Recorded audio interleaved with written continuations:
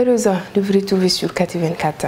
Bonsoir et bienvenue à tous dans ces flashs d'informations. Le Conseil des ministres s'est réuni en session ordinaire le mercredi 8 février 2023 dans sa salle de délibération au Palais de Koulouba sous la présidence du colonel Assimi Goïta, chef de l'État. Sur le rapport du ministre de l'Industrie et du Commerce, le Conseil des ministres a adopté un projet d'ordonnance portant création de l'usine malienne de produits pharmaceutiques. L'usine malienne de produits pharmaceutiques est une société d'État créée par la loi numéro 8911 ANRM du 9 février 1989 avec un capital de 2,551 milliards de francs CFA entièrement souscrits par l'État. Ces statuts sont fixés par le décret numéro 92-259 PRM du 18 décembre 1992. En 1999, l'État a autorisé l'ouverture du capital de l'usine malienne de produits pharmaceutiques à travers la loi numéro 99-001 du 25 février 1999. Pour faire face aux difficultés de l'usine, le gouvernement a adopté lors du Conseil des ministres du 18 novembre 2022 un plan de relance dont la mise en œuvre permettra de relancer les activités de production à travers la réalisation des actions prioritaires ci-après: la modification des statuts, le maintien de la continuité de la production, la modernisation des chaînes de production par la création d'une nouvelle unité. Le projet d'ordonnance est adopté pour encadrer cette relance. Il crée l'usine malienne de produits pharmaceutiques avec comme actionnaire unique l'État et étend son objet à la recherche, développement et à la valorisation des devoirs nationaux dans le domaine pharmaceutique dans les limites des missions qui lui sont assignées. La relance des activités de production de l'usine contribuera au renforcement de la santé pour tous et à la réduction des coûts des soins de santé primaire. Son Excellence, M.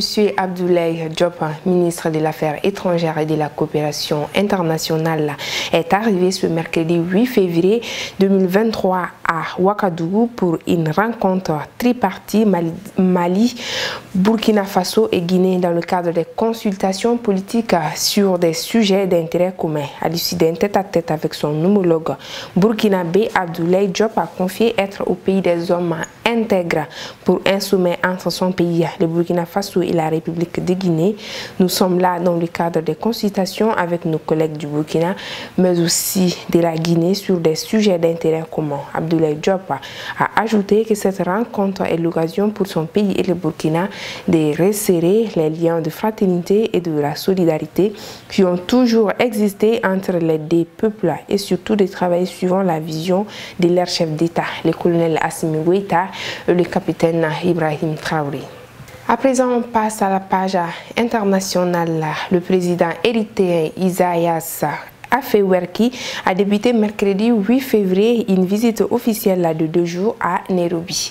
Il doit s'entretenir ce jeudi en tête-à-tête avec le président kenyan William Ruto. Cette visite marque une nouvelle étape dans le rapprochement avec l'Érythrée engagé par le chef de l'État kenyan depuis son élection. La dernière visite du président érythréen au Kenya remonte à 2018. À l'époque, Isaias Afewerki et Uhuru Kenyatta viennent tout juste de rétablir leurs relations diplomatiques. Ces relations resteront toutefois distantes par la suite. L'arrivée de William Ruto à la tête du Kenya marque donc un tournant. Le nouveau président kenyan travaille activement à un rapprochement.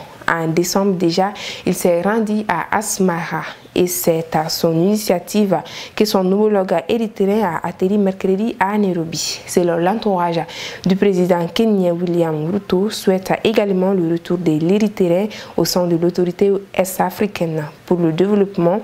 Depuis plus de 2 ans, le pays est officiellement membre de l'organisation mais ne participe plus aux réunions.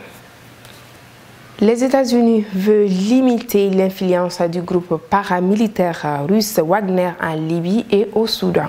Selon les médias américains et des sources locales, les États-Unis multiplient leurs efforts pour limiter l'influence de Wagner en Libye et au Soudan. Le groupe paramilitaire russe a étendu ses activités au secteur économique dans ces 2 pays.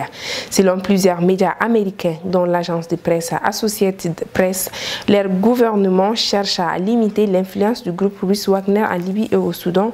Pour ce faire, Washington accroît sa pression sur ses alliés dans la région, Égypte et les pays du Golfe. Tripoli et Khartoum, en proie au chaos depuis plusieurs années, sont effectivement sous influence du groupe paramilitaire proche du Kremlin et qui a attendu ses activités au secteur économique. Ces pressions de l'administration américaine de Joe Biden interviennent dans le cadre de nombreuses mesures prises contre le groupe Wagner pour son implication dans la guerre en Ukraine. Selon une source libyenne, William Burns, le directeur de la CIA qui était en Libye le mois dernier, s'est inquiété devant le marshal Haftar de l'influence de Wagner sur le champ pétrolier libyen. Sorti Wagner de la Libye était le premier objectif de la visite américaine, soutient cette même source. Merci, c'est ainsi que nous clôturons ces flashs. Merci à vous de l'avoir suivi.